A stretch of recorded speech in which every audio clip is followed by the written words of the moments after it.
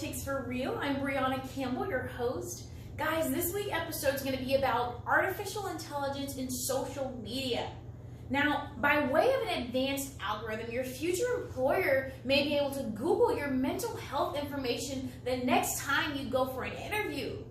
And as intriguing as artificial intelligence sounds, it's a bit difficult for me to wrap my head around the fact that something as harmless as Facebook is associated with suicide.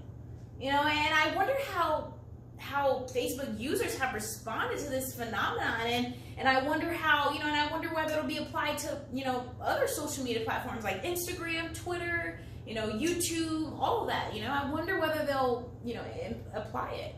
So here's how it works. The company scans as many posts as possible, and when a potential risk for suicide is detected, the company's team of content moderators flag that post, and what they do is that the content that is questionable is sent over to law enforcement.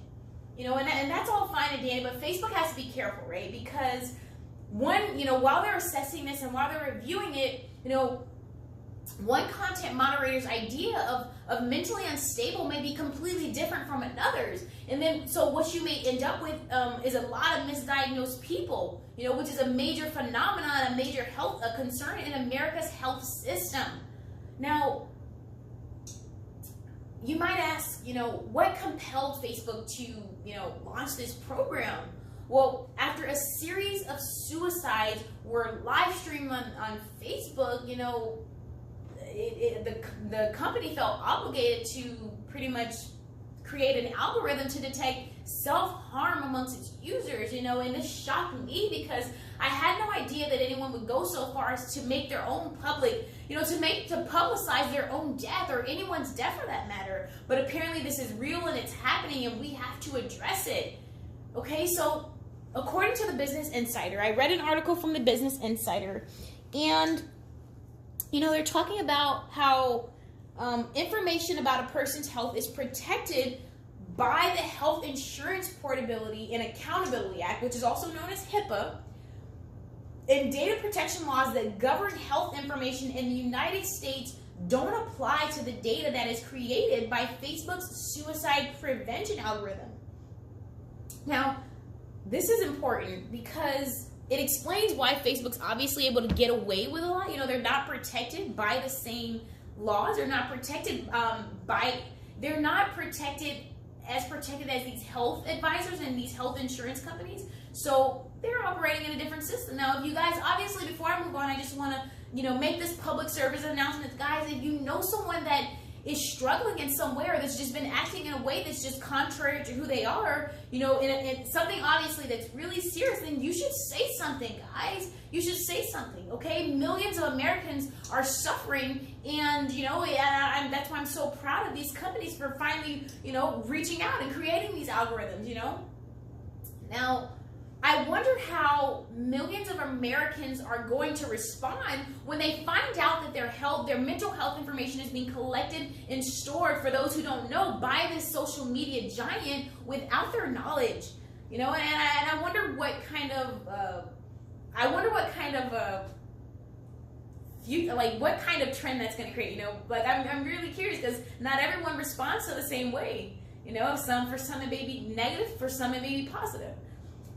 So, to switch gears a bit, guys, there's an article in the Wall Street Journal that I think it's the name of the article is the Autocrat's Toolkit, and the article is really just talking about how new technologies are making it easier than ever for dictators to conduct surveillance amongst their people, undermining the rights of their people. Apparently they're using this natural language processing tool to kind of detect emotional changes in their Facebook posts, they're able, it's really interesting because what they're doing is they're analyzing boxes of text on Facebook, and they're kind of really trying to read them, they're trying to figure out what the emotional context in it. And I think that's useful for preventing suicide.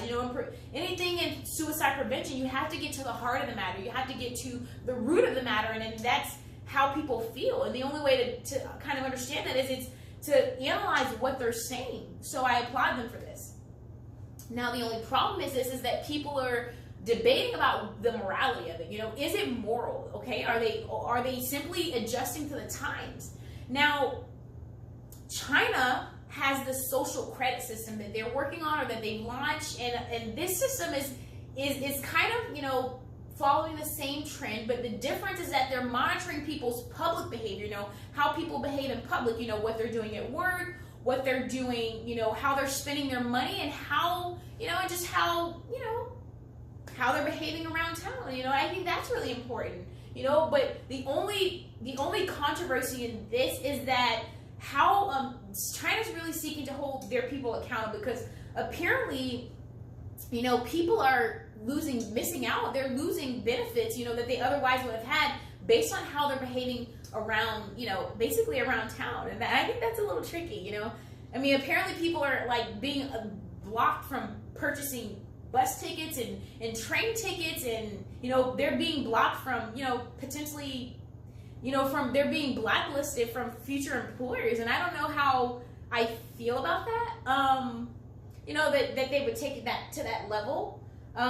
You know, I understand, you know, monitoring your people because you're concerned about, you know, this trend, which is that suicide rates are going up. And, you know, the people need to be more held accountable for their actions. But at the same time, I mean, keeping people from participating in society in a way that's gonna enhance them and it's gonna uplift society, I take issue with that. And I'm sure that a lot of my viewers would. Millennials, how do you guys feel? How would you guys feel if you were being punished by your government for how you were behaving around town? You know, we do need to be held accountable, but how would you guys feel if you were punished in that way? You know, the way they're being punished, and, you know, for doing things that, you know, as 20-somethings and, you know, teenagers and 20-somethings that we're gonna do anyway. You know, how would you guys feel about that? I want to get a public debate.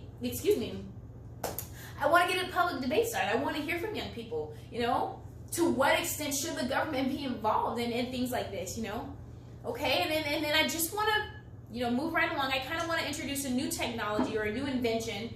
I know it's probably weird to end on that note, but, you know, and this AI company, and I think it's in Beijing, they created this set of glasses, and it's really cool. It's unique. Like I said, I'm really like a nerd when it comes to like new inventions that are gonna really just kind of make our society more advanced. I'm really a nerd when it comes to things like that, because, you know, it's not every day that people invent things that, you know, like someone invents a pair of glasses that is going to help them detect thieves and robbers, you know, things like that. Those are the groundbreaking things that as millennials, I think we should be hip to. I think we should always be, you know, striving to improve our society and our world, you know, in that way. And especially with what, a big shout out to, you know, Mark Zuckerberg with Facebook. I applaud you guys. I congratulate you. I am very impressed with this algorithm that you guys are, you know, working on. Keep at it, you know, and other social media companies, if you haven't, you know, heard of it, or if you haven't implemented